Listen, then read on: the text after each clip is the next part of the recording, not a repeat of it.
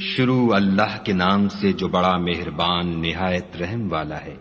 اے پیغمبر صلی اللہ علیہ وآلہ وسلم، مسلمانوں سے کہہ دو کہ جب تم عورتوں کو طلاق دینے لگو تو ان کی عدت کے شروع میں طلاق دو اور عدت کا شمار رکھو، اور خدا سے جو تمہارا پروردگار ہے ڈرو، نہ تو تم ہی ان کو ایام عدت میں ان کے گھروں سے نکالو اور نہ وہ خود ہی نکلیں، ہاں اگر وہ صریح بے حیائی کریں تو نکال دینا چاہیے، اور یہ خدا کی حدیں ہیں، جو خدا کی حدوں سے تجاوز کرے گا وہ اپنے آپ پر ظلم کرے گا۔ اے طلاق دینے والے، تجھے کیا معلوم شاید خدا اس کے بعد کوئی رجعت کی سبیل پیدا کر دے۔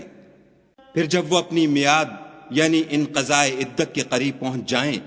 تو یا تو ان کو اچھی طرح سے زوجیت میں رہنے دو یا اچھی طرح سے علیحدہ کر دو، اور اپنے میں سے 2 منصف مردوں کو گواہ کر لو،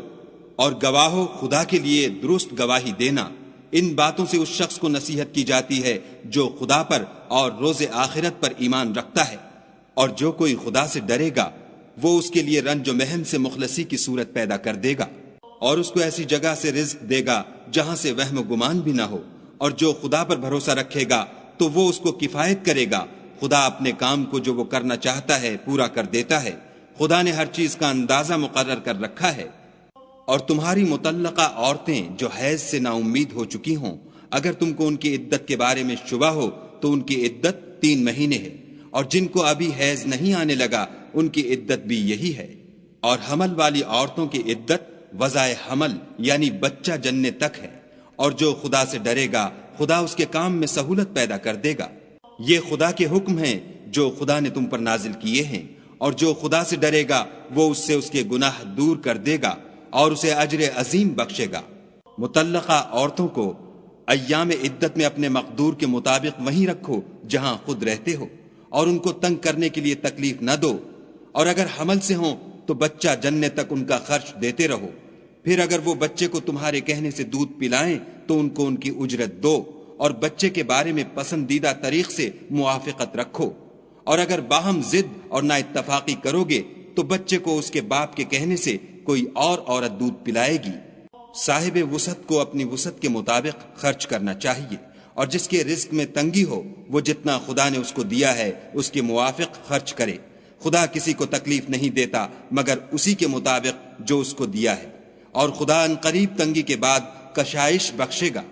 اور بہت سی بستیوں کے رہنے والوں نے اپنے پروردگار اور اس کے پیغمبروں کے احکام سے سرکشی کی تو ہم نے ان کو سخت حساب میں پکڑ لیا، اور ان پر ایسا عذاب نازل کیا جو نہ دیکھا تھا نہ سنا۔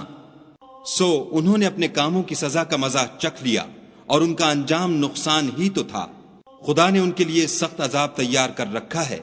تو اے ارباب دانش جو ایمان لائے ہو، خدا سے ڈرو۔ خدا نے تمہارے پاس نصیحت کی کتاب بھیجی ہے،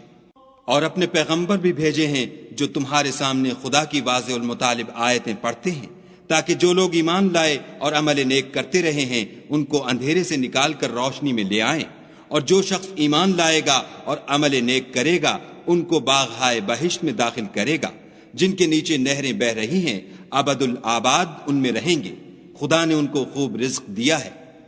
خدا ہی تو ہے جس نے 7 آسمان پیدا کیے، اور ویسی ہی زمینیں، ان میں خدا کے حکم اترتے رہتے ہیں، تاکہ تم لوگ جان لو کہ خدا ہر چیز پر قادر ہے،